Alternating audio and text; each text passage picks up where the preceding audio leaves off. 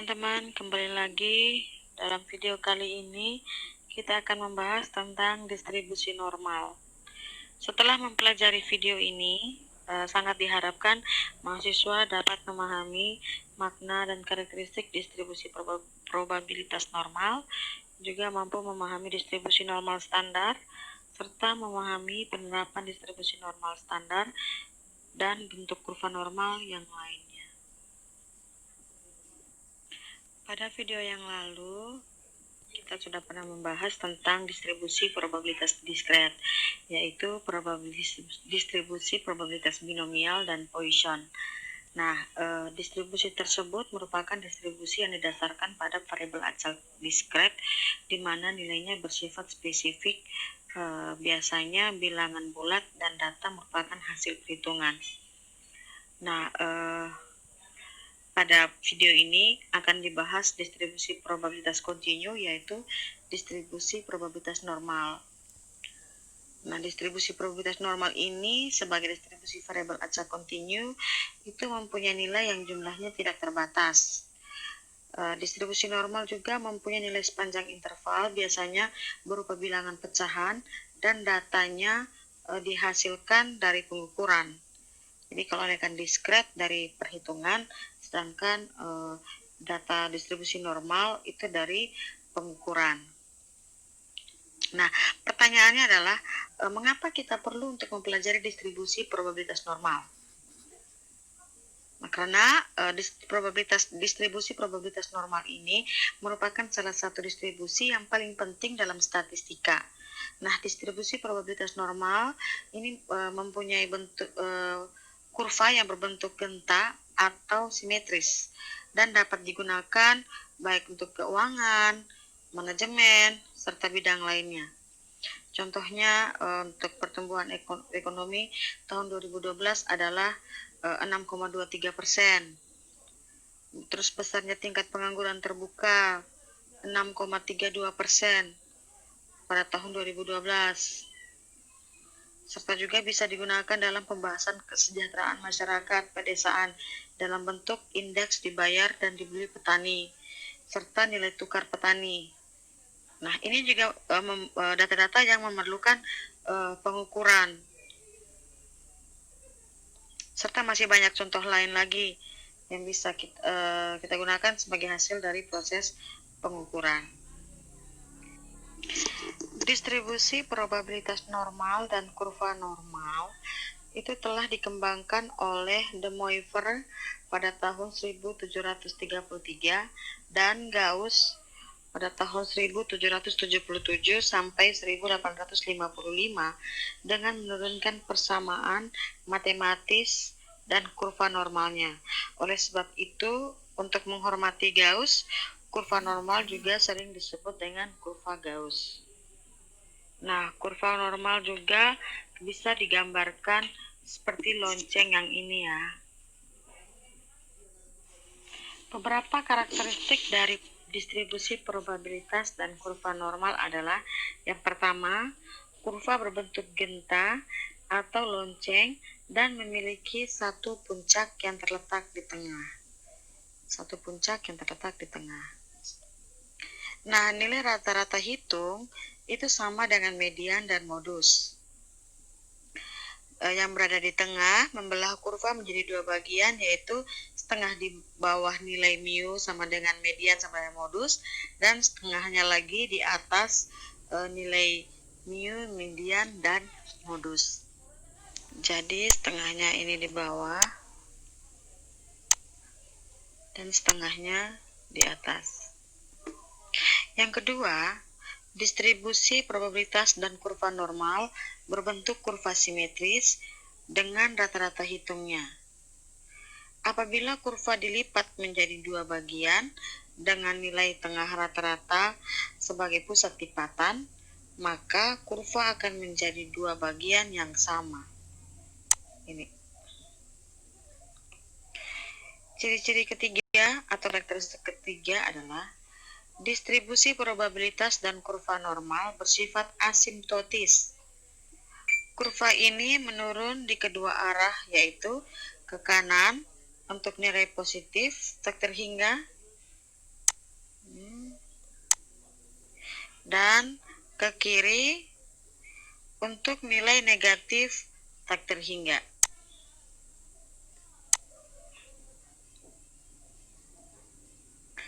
Dengan demikian, ekor kedua kurva tidak pernah menyentuh nol, hanya mendekati nilai nol. Karakteristik keempat, modusnya pada sumbu mendatar mempunyai fungsi mencapai puncaknya atau maksimum pada X sama dengan mu atau X sama dengan rata-rata.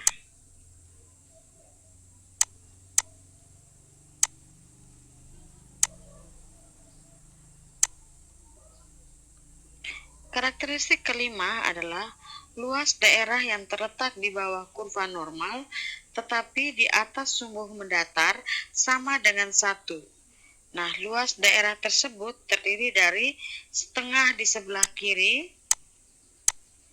dan setengah di sebelah kanan nilai tengah. Jadi 1 kalau dibagi 2 itu 0,5 sebelahnya dan sebelahnya lagi 0,5. Distribusi probabilitas dan kurva normal itu mempunyai persamaan matematik yang sangat tergantung pada nilai tengah dan standar deviasinya. Jadi, distribusi probabilitas dan kurva normal dari suatu variabel acak atau variabel X yang nilainya terletak antara minus tak terhingga dan positif tak terhingga itu dinyatakan dengan lambang X N atau yang ini yang teman-teman lihat. Dan dibaca nilai variabel acak terdistribusi secara normal dengan nilai tengah dan standar deviasi. Jadi ini X terdistribusi normal dengan nilai rata-rata dan standar deviasi. Nah, bila X suatu pengubah acak normal dengan nilai tengah dan standar deviasinya, maka persamaan kurva normalnya adalah seperti yang teman-teman lihat ini.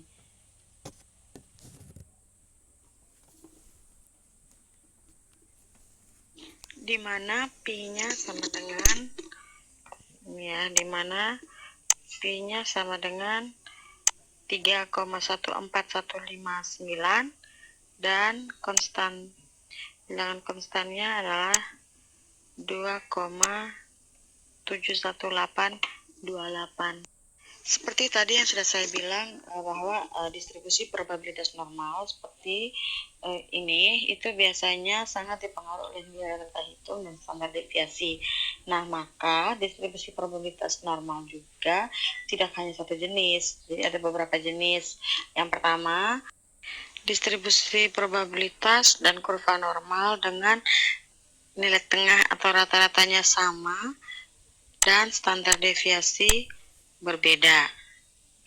Nah, bentuk distribusi probabilitas dan kurva normal dengan nilai tengah sama dan standar deviasi yang berbeda ini sudah kita pelajari pada video yang kita membahas tentang keruncingan. Jadi, teman-teman harus ingat ada beberapa bentuk yang sudah kita pelajari, yaitu leptokurtik, platikurtik, dan mesokurtik. Nah, kurva normal demikian ini mempunyai mean, median, modus yang sama, namun mempunyai standar deviasi yang berbeda. Semakin besar standar deviasi, maka kurva semakin pendek, dan semakin tinggi standar deviasi, maka semakin runcing.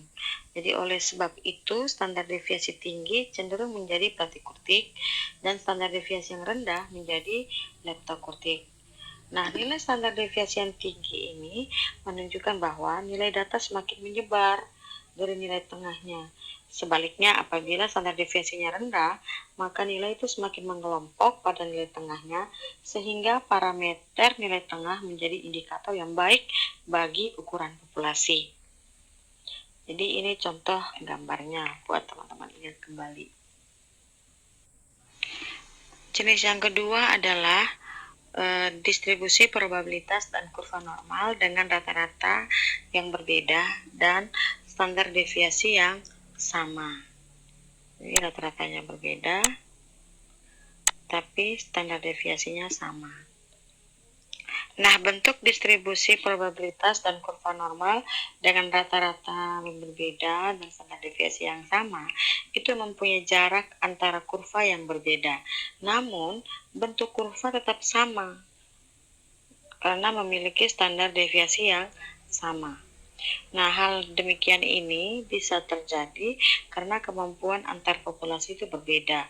Namun, setiap populasi mempunyai keragaman yang hampir sama. Jenis yang ketiga yaitu rata-ratanya distribusi probabilitas dan kurva normal dengan rata-rata dan standar deviasi yang berbeda. Nah, kurva yang demikian mempunyai titik pusat yang berbeda pada subuh mendatar dan bentuk kurva berbeda karena mempunyai standar deviasi yang berbeda pula. Nah, kurva demikian relatif banyak terjadi karena antara populasi terdapat perbedaan kemampuan. Di samping itu, di dalam setiap populasi juga terdapat perbedaan atau setiap populasi juga mempunyai keragaman yang berbeda. Nah, kita sudah mempelajari jenis-jenis kurva normal, di mana setiap kurva itu bisa memiliki nilai tengah dan standar deviasi yang berbeda. Nah, apabila nilai dari rata-rata dan X sedemikian banyak karena menempati setiap interval nilai, maka sangatlah tidak mungkin untuk menyediakan distribusi probabilitas secara lengkap. Sebagaimana sudah kita pelajari, yaitu distribusi probabilitas binomial dan Poisson. Tapi kita jangan khawatir, kita dapat menyelesaikan masalah dengan menggunakan yang namanya distribusi normal baku, yaitu distribusi probabilitas acak normal dengan nilai tengah 0 dan simpangan baku 1. Nah, beberapa hal yang perlu dilakukan dalam rangka distribusi probabilitas normal baku adalah mengubah atau membakukan distribusi aktual dalam bentuk distribusi normal baku yang dikenal dengan nilai Z atau skor Z. Nah, rumusnya itu seperti ini.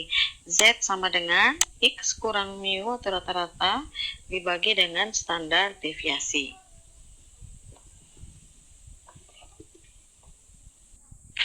Nah, bila nilai X berada di antara X1 dan X2 atau bila nilai dari suatu pengamatan atau pengukuran berada di antara X1 dan X2, maka variabel acak Z atau nilai skor Z akan berada di antara nilai Z1 dan Z2.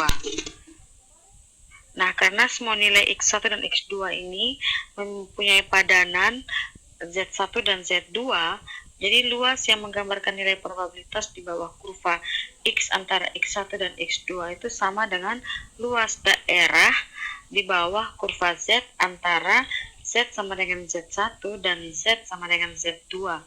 Dengan demikian, nilai X dan nilai Z dapat dinyatakan sebagai berikut, yaitu sebagai probabilitas X lebih besar dari X1 dan lebih kecil dari X2 itu sama dengan Z lebih besar dari Z1 dan lebih kecil dari Z2. Nah, berikut ini adalah contoh transformasi dari X ke Z. Untuk membantu kita juga dalam mencari nilai Z, skor Z-nya, probabilitas Z-nya itu, kita juga menggunakan tabel distribusi normal baku.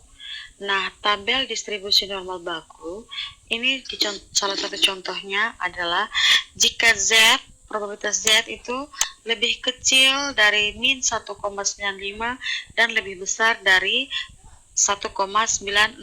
Maaf ya, min 1,96.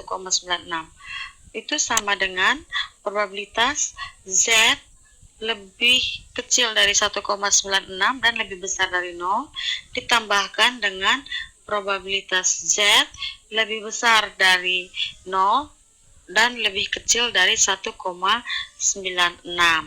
Jadi contohnya, jika ini kurvanya, kurva normalnya, berarti ini adalah nilai tengahnya, Z sama dengan 0, maka di sini Z adalah hasil tambah antara Z lebih kebesar dari min 1,96 ini ya, lebih besar dari min 1,96 1,96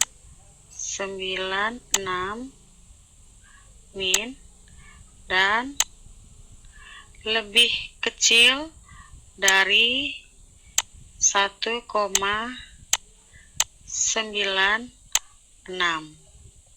Jadi ini luas ini jarak antara 0 dan min 1,96 ditambah ini ya, ditambah dengan jarak yang ini yaitu 0 sampai 1,96. Jadi ini yang mau kita cari. Nah, cara mencarinya itu bisa juga kita menggunakan tabel distribusi normal. Maka nilai yang kita cari adalah nilai berapa sih nilai Z-nya, probabilitasnya dari 1,96. Nah, di sini sudah disediakan contohnya. Jadi cara membaca tabel untuk kolom pertama ini, teman-teman, yang ini adalah membaca nilai awal dengan desimal pertama. Jadi misalnya 1,9, maka yang kita cari adalah 1,9. Jadi 1,9-nya ini ya, teman-teman. Sedangkan untuk yang desimal kedua ini ibaratnya dikurang sehingga dapatnya 0,06. Nah, 0,06 ini untuk membaca probabilitas Z yang secara baris pertama mendatar.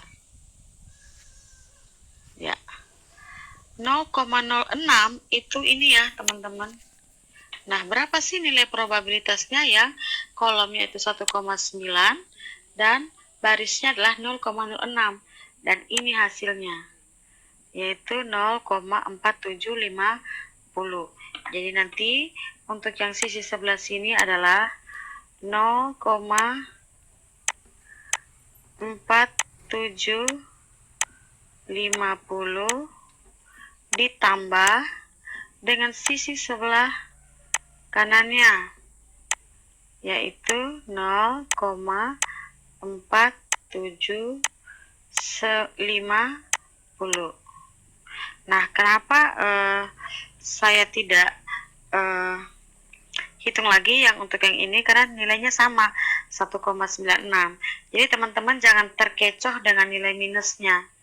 Jadi waktu mau mencari probabilitasnya, jadi nilai minusnya tidak dianggap. Itu intinya mengatakan bahwa min 1,96 itu adalah nilai yang kecil, lebih kecil dari nilai Z-nya. Gitu. Jadi kalau andaikan nilainya di sini minus 1,96, tetap yang kita cari adalah Z 1,9. Jadi ini contoh gambarnya biar teman-teman lebih paham. Nah, kalau yang di sini terlalu berantakan. Jadi misalnya kolom pertama adalah 1,96. Jadi nilai probabilitasnya adalah 0,4750. Terus yang sisi berikutnya lagi sama 0,4750. Nah, kalau saya mau menghitung berapa sih nilai probabilitas yang Z-nya itu lebih besar dari minus 1,96 dan lebih kecil dari 1,96, maka tinggal dijumlahkan dua probabilitas ini sehingga total probabilitas hasilnya adalah 0,9500. Sedangkan yang teman-teman lihat ini adalah 0,0250 itu adalah sisanya. Jadi seperti kita ketahui, satu kurva normal simetris ini dibagi menjadi dua ya, sisi sebelah kiri dan sisi sebelah kanan. Setiap sisi itu ini totalnya 1 dibagi dua, jadi sisi kiri 0,5, sisi kanan juga 0,5. Jadi 0,5 dikurangi dengan 0,4750, maka sisanya adalah 0,0250. Jadi ini yang berada dari luar kurva normal, data normal yang ini ya.